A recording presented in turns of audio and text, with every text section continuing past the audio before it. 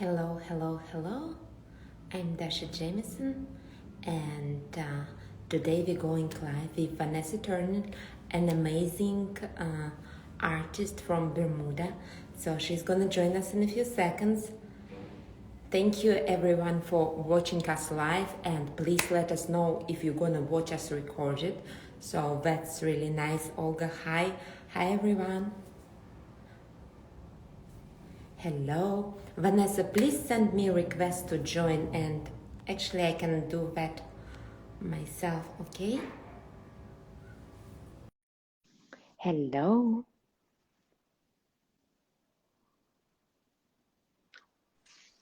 Hi. Hi, Dasha. How are you? I'm doing good. How are you? I'm doing okay. Thank you for having me. Thank you for agreeing to do it on such a short notice. I know you're busy artist. No worries. This should be exciting. It is.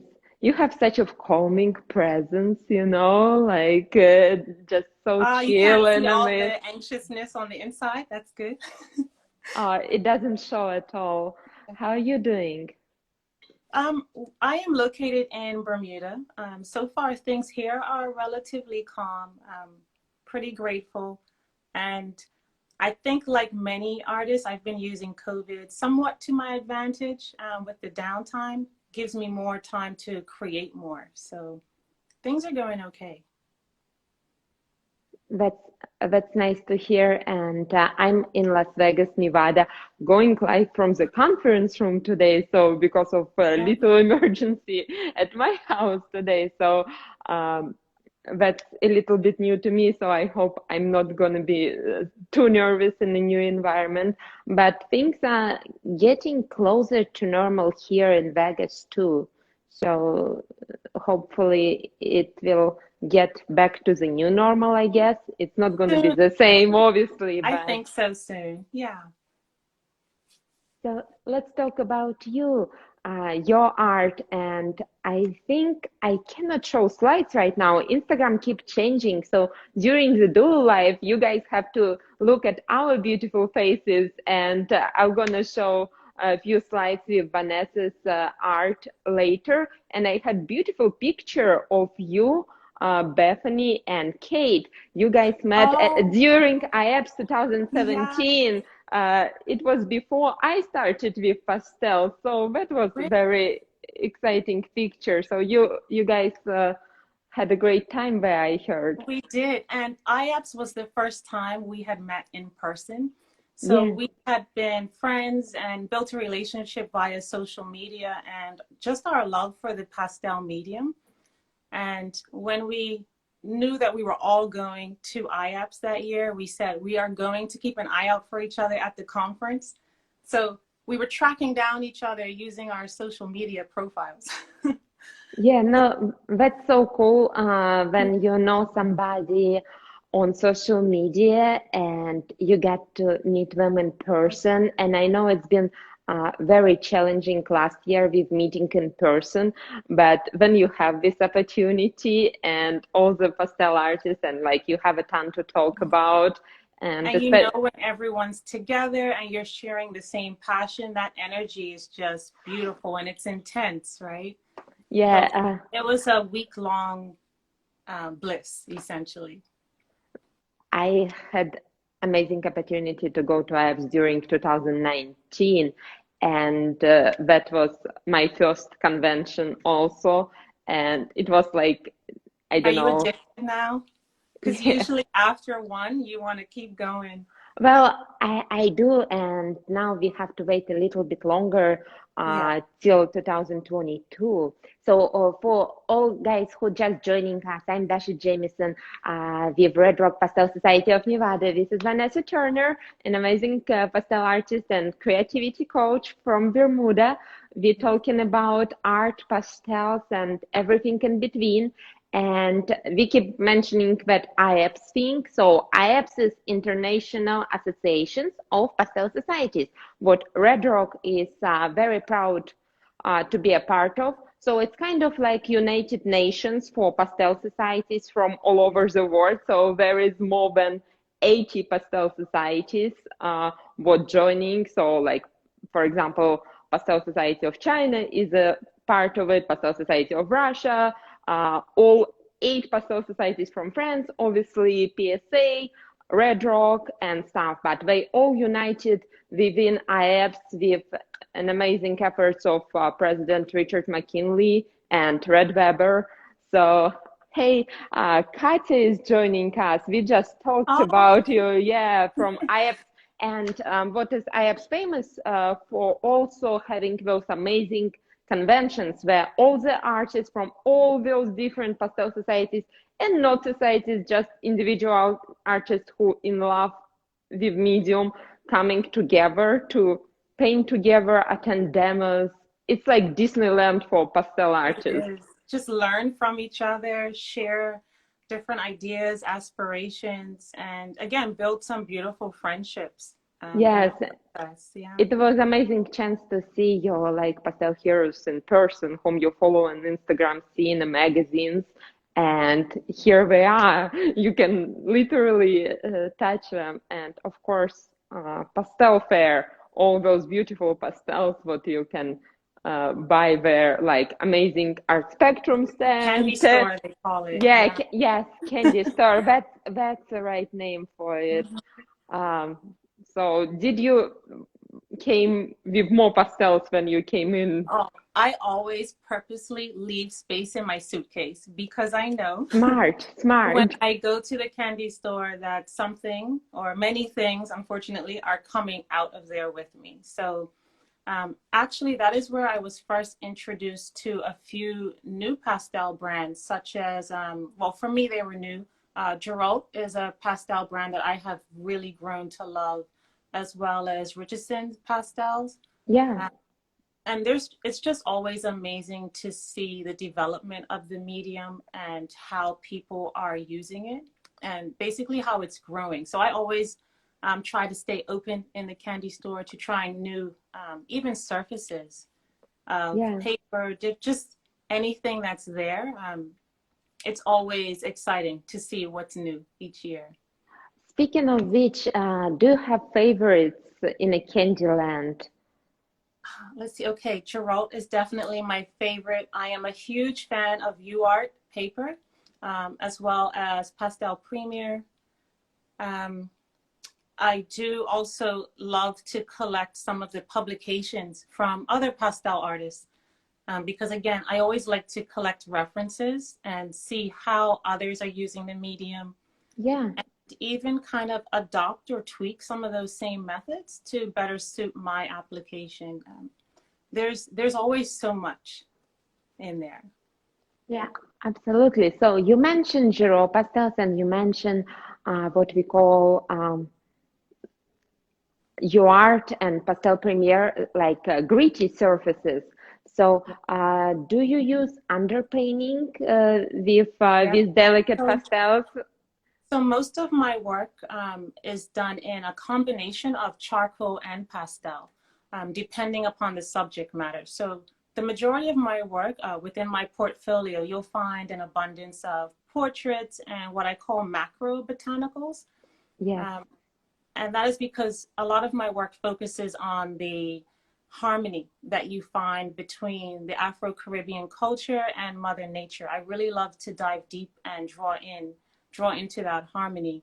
So a lot of my work, I will use quite the gritty surfaces. I love, again, UArt. It comes in different ranges. So 500, 600, that's my favorite. Okay. I will use those papers, and I do use an underpainting depending upon the subject matter. So depending on the subject, my application and methods do change. So I have a question from the audience. Margie is asking, what paper was your agave done on? That was done on UArt with an underpainting. Okay, and I think we can see it behind you right now. This one is the aloe. She might be talking about my most recent painting. Yes, most recent. Just posted. Yeah, you posted some details and. Yeah.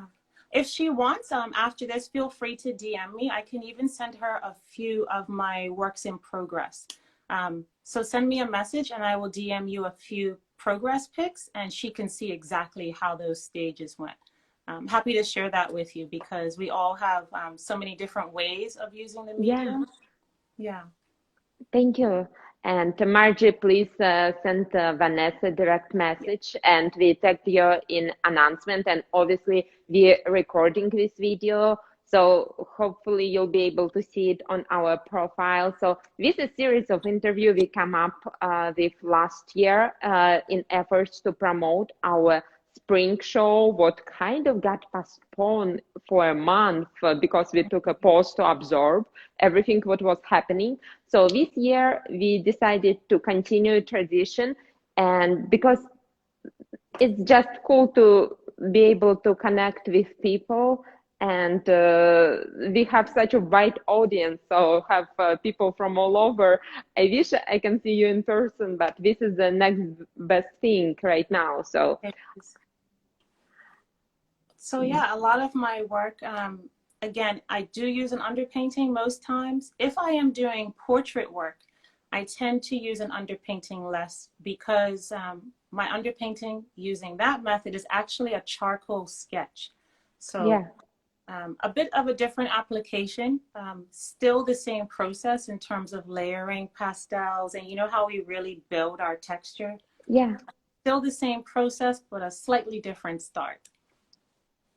That's fascinating. And you showed a lot of portraits were done, and they reflect African Bermudian culture too. So, who are your models? So that is kind of a funny story. My models might be anyone on Instagram. I love recreating work using everyday people. They are often selfies that people have taken on Instagram. And if the lighting's right and it speaks to me, you might just get a DM from me asking for permission to use your piece. So a lot of my pieces are of people who are on Instagram, just everyday users like you and me. Yeah. And yeah, I am always scouting for a new reference. So you might just get a message from me one day asking to if I can feature you in my portfolio.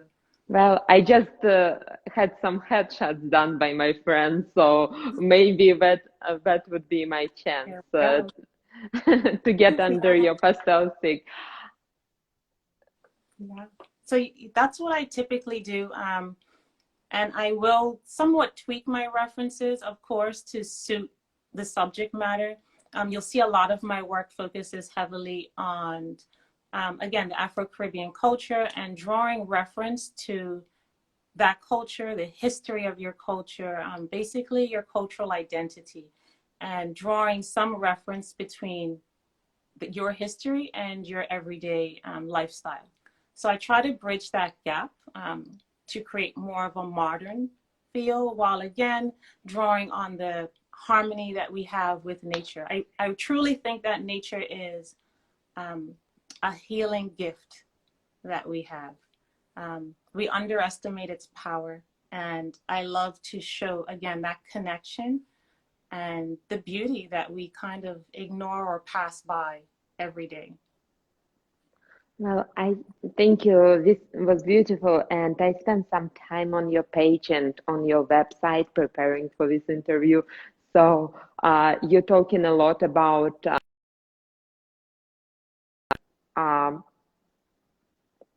art, what you can do by collecting it, by doing art. Can you elaborate on that? Like what healing powers art have and how you go about it? Yeah, so a lot of people look at the beauty of art simply from a decor standpoint, but there is a huge, very significant impact that art has on our mental health. So art has been shown to lower our stress levels. It has been shown to lower the impacts of sickness. So if you are suffering from an ailment or some kind of disease, art has been shown to lower the side effects of whatever you are experiencing. So it's shown to lower anxiety, general stress. It is also shown to increase your dopamine levels. So Dopamine is the same chemical that heightens when we are excited, experiencing extreme joy. So when you are surrounded by art that truly speaks to you, your dopamine levels, they have scientifically proven that they do rise. So there are a lot of studies that show the impact of art, not just for collectors, but also for those that create. So I know a lot of artists on here can relate when you are having a terrible day or when things just don't seem right, you're not feeling yourself. After you have started painting or creating for maybe half an hour, even 20 minutes, you start to feel a lot better. And there's a reason for that. And that is because of the therapeutic properties that creating has, in addition to the properties that our collectors feel when they are viewing the work. So So art it's a far two-way beyond our street. walls. Yeah. It's the gift that keeps on giving. That's awesome. You need to speak more because uh, art is still luxury item for many of people, and I'm talking about original art. So, do you think original art and like some prints, like it does, like what's the difference? Like, can you look just at a pretty picture and feel therapeutic effect, or that need to be original art? So I think there's art out there for everyone. Um, Okay. it depends on what you're looking to do. You can create a beautiful collection, born all completely of art prints. It doesn't have to be all originals. It truly depends upon what speaks to you and also what is within your budget. I am a firm believer that art is not simply for those that have deep pockets. Art is not just for the rich and famous. Art is there for everyone. Yeah. And everyone deserves to benefit from the effects that art has on you, both as, on you as a person, on your community, on your environment. So it truly depends upon what you're seeking. I have a guide that I often share with people, and it is called How to Start Your Art Collection for Under $500. And I go through a series of different opportunities that are out there for people that they may not even be aware of. So you can have a beautiful art collection that you spend less than $400 on. It truly depends on whether or not you're looking in the right places. So to answer your question, yes, your art collection can be a multitude of things. And if anyone is interested in that guide, again, just DM me and I'm happy to share that with whoever would be interested in that.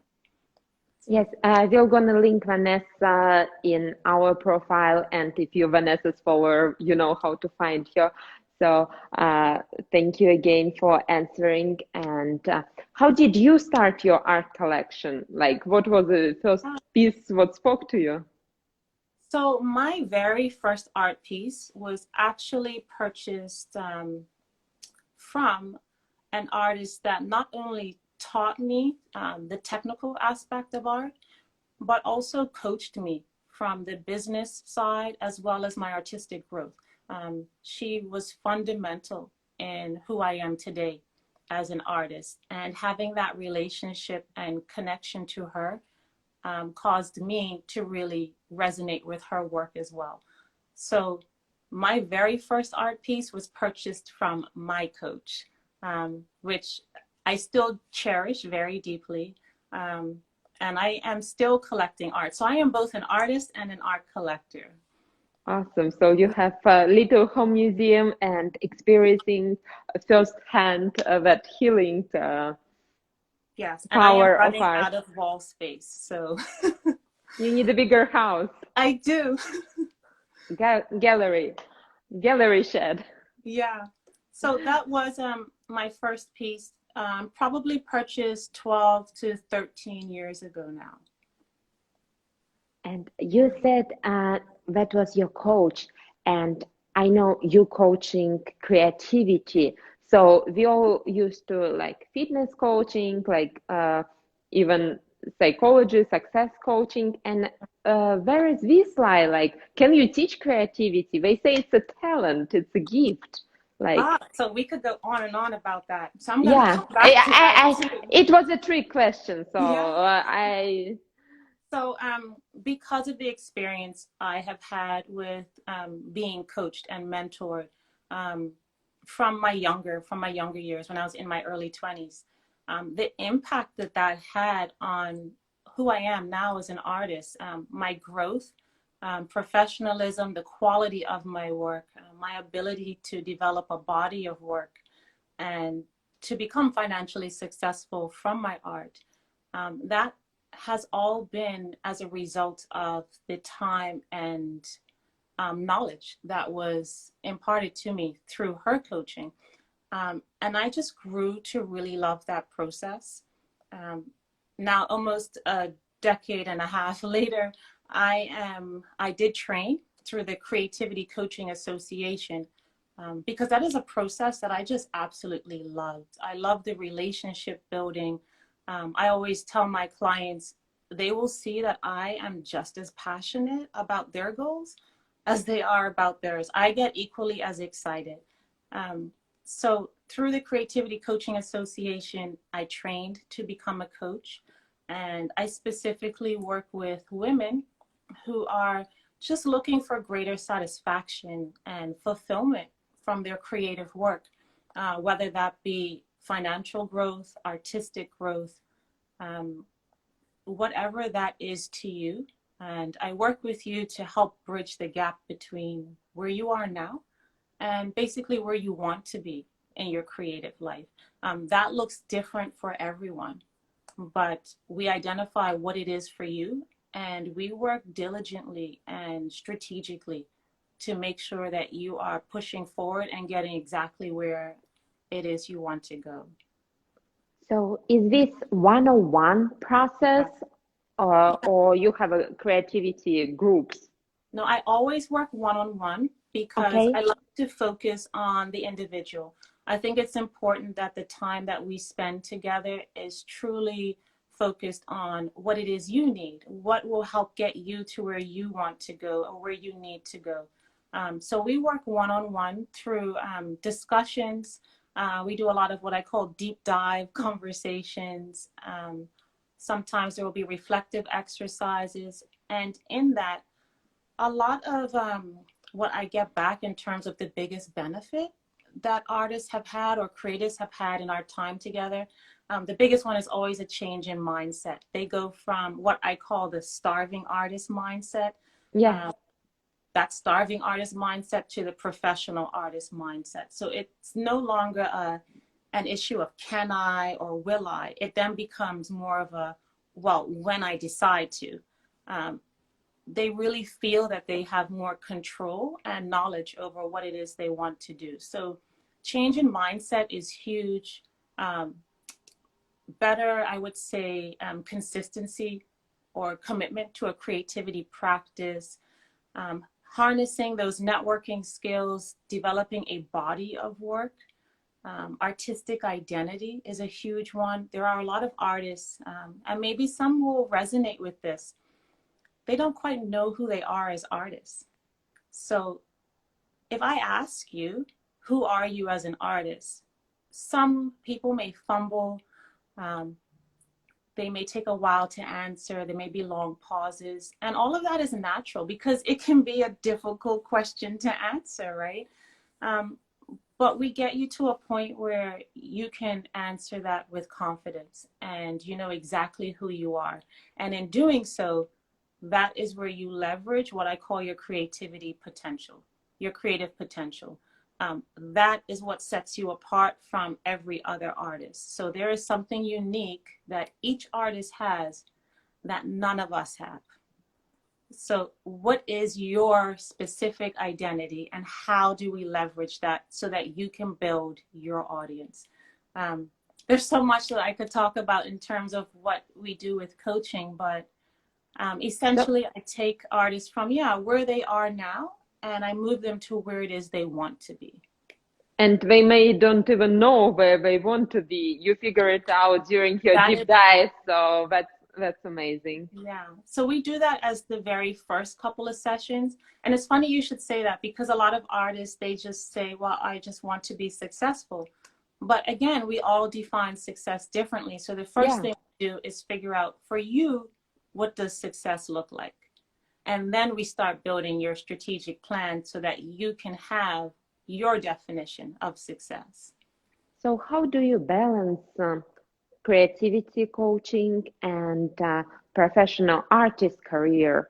Like, do you have days, okay, Monday, Tuesday, I'm creativity coach, and the rest of the day I'm an artist? Like, You know what? I'm not sure. I'm not sure it ever turns off because I love it so much. yeah, I really love the relationship building through coaching and connecting with artists. And I truly believe that when one of us is successful, it makes the path easier for the next. And you, as you may already know, Dasha, like women artists are not the most prevalent in museums and galleries. We are on the bottom of the totem pole when it comes to high art sales. We are not the leading sellers in art. So I think that when we as women join together, there's something magical that happens. So I truly love that relationship that forms, the community, the unity of working together. So I'm not sure that part ever turns off where I could say I'm only a coach on Wednesday and Fridays per se. so it's always like Yeah, it just wherever it comes out. fits in, wherever it fits in, and wherever my clients need me, we make it work. That's awesome to have somebody in your corner. So um, that's interesting. And you can find this information on your Instagram, your website, and Yeah, where is so it? I have a ton of information about creativity coaching, how it works, some of the things that we deep dive into. That's all on my website, and I also do free chats. So if you want to just chat for half an hour with me about what coaching is and would it be a good fit or not for your goals, that is something that we can do at your convenience. So if anyone is interested in doing that, you know, by all means, reach out to me. And again, they are free of charge. It is simply a chat, so you can get the information you need to see how do you progress and, you know, make that propel yourself towards where you want to be.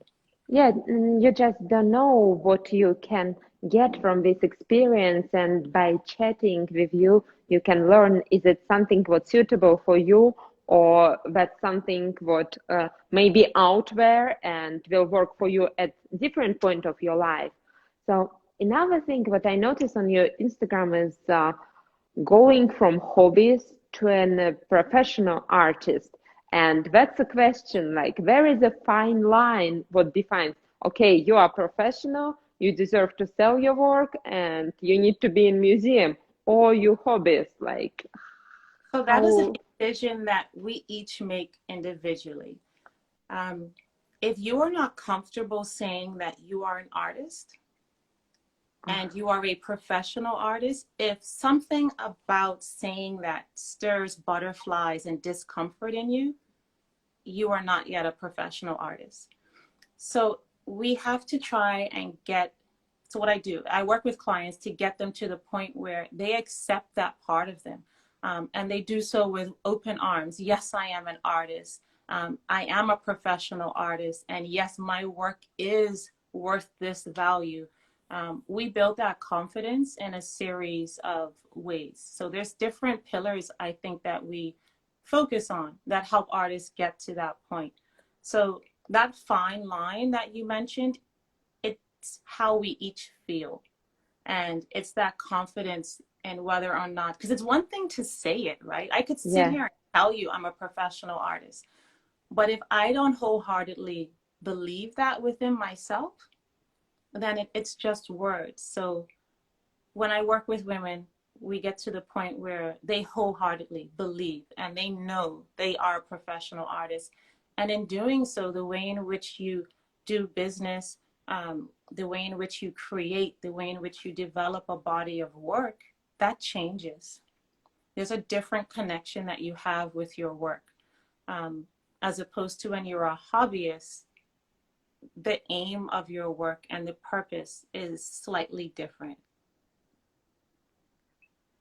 And again, it's all, see, I'm learning too. So it's all individual. Everyone is defining when they start being hobbyist and what's the purpose while they evolve.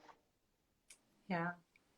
So some of the pillars that I mentioned earlier that we focus on when I'm working with women, creativity practice, I mentioned, is a big one. Are you creating consistently? And are you creating in comfort? That's important. Do you have an artistic identity? So do you know who you are as an artist? If I walk into a gallery or an exhibition, can I find your work without looking at the name tags? So, or do you kind of disappear into the wall of artists? So artistic identity is a huge one. As I mentioned before, networking, developing a body of work, getting rid of the starving artist mindset. That is key. I think that is something that haunts all of us, no matter what level we are at. That is something that often creeps back in. And we have to really try to stay on top of that. So there are a series of pillars that we kind of focus on and work through to help women move from what feels like a hobbyist and where they may experience frustration, a lack of satisfaction, and move them to a place where they truly feel fulfilled and satisfied from their work. That's very important. Thank you. We're here today to talk about your art career and also promote our art competition, what is Red Rock Online juried member show. We've entry deadline as April 15th. Unfortunately, Instagram changed something, so I cannot show you slide, but you can find all the info on our Instagram, and I'll put it in the stories. So it's art competition, it's juried member competition, and it has awards. And juror of awards is amazing Tonya Lane, who will be jurying it, judging it, and giving awards. The best prize is $1,000 and amazing sponsors such as Art Spectrum, Giro, UArt. Some of favorites will be providing us with awards. You mentioned like your biography mentioned you have various awards, so it means you're participating in art shows. Can you tell how do you choose ones what to participate in and what your experience with them? Okay, so I know as soon as you mentioned a juried show, I know for a lot of artists that creates some nervousness, and sometimes there's hesitation when it comes to submitting your work.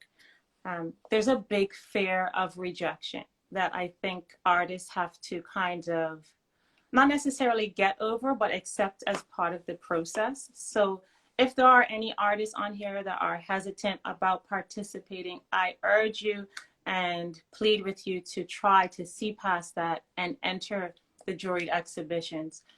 They are fundamental to your experience, your growth as an artist, and just in terms of getting past that process. It is not something to be feared. Keep going. Yes, there is a fear of rejection, like I mentioned, but it is something that all of us go through. I have been rejected from multiple shows, but that has no impact upon your potential for growth and acceptance into other shows. So Dasha, what you mentioned about how do you know what shows to enter and how do you know what to enter? So it always helps to do some research on the organization. Have a look perhaps at what types of work they have accepted in the past. What audience do they tend to draw? I also urge you, if possible and when possible, do your research on the jurors as well. That also helps to get a feel for what type of work they may be looking for. Now, you may get to a point where you say, well, my work doesn't really fit in this space. my work doesn't quite resonate. I don't think it resonates with this juror or that juror, and that's okay. The biggest part is that you identify basically which entries are and are not for you. So that's also a big part of the process. In doing that research, you identify which shows are and which shows are not for you. But I always urge artists to give it a try. Yes, it is nerve-wracking, but it is worth it. The experience is worth it. And it's always good to see how your work measures up against other artists. Technical growth is always something that each of us continue to aim for, no matter what level we're at. So give it a go. And I wish you all the luck in the world. Thank you so much. This was so powerful, and I think we covered a lot from creativity coaching, pastel painting, and we have a question what I cannot read. Can you read this question in the comments? And I'm Dasha Jamieson with Red Rock Pastel Society. We have Vanessa Turner as our guest. Please, please, please follow Vanessa on Instagram. Check out her beautiful website for creativity coaching. I'm with Red Rock Pastel Society. Check our website. Make sure you start painting if you already haven't for the show. And see you soon. We're gonna continue with interviews, and please stay tuned. Make sure you let us know what you think about this interview. We're gonna post it on our Instagram feed, and you can find our previous guests there too. Thank you, Vanessa. It was such a delight. And if anyone has any questions, again, about my work or process, I'm very happy to share that with you. Just drop me a line. And if you want to have a free chat, like I mentioned, about coaching, how it works, again, drop me a line anytime. Thank you. And you know where to find Vanessa. I'm gonna Please, Asha. Thank you. That was so nice to see you and meet you. I'm gonna show some of your work. Instagram keep changing things, so I may ask you to disconnect so I can show your work and save this interview. I think it will be powerful for everyone to watch as a recording too. And I feel inspired and I want to create. And I know if I need to, I can write you a line and maybe you can help me with a creative blog. Try the 15-minute rule. Have you ever heard of that? The 15-minute rule? So you can do anything for 15 minutes, and if you're not when you're not really feeling like you want to create, you know, we have moods. Sometimes our work just isn't speaking to us at that minute. I tell women, just try 15 minutes. That's all. Just 15 minutes. And if you want to stop after that, fine, stop. But most times after 15 minutes, you'll keep going. Yeah. Because the biggest challenge is in starting. It's to show up. Yeah. You need to show up as an artist, and it goes from there. 15-minute rule. At least give it a go. And then if it doesn't work, okay, you've tried. But most times you'll go way past 15 minutes. Thank you. Thank you so much. Thank you everyone for watching. Thank you, Vanessa. Thank you, guys. Thank you, everyone. Take care, ladies. Thank you.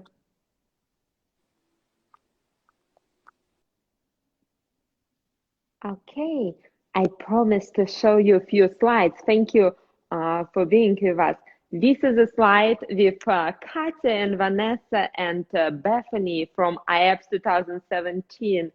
And here is beautiful Vanessa work. Please check out her Instagram,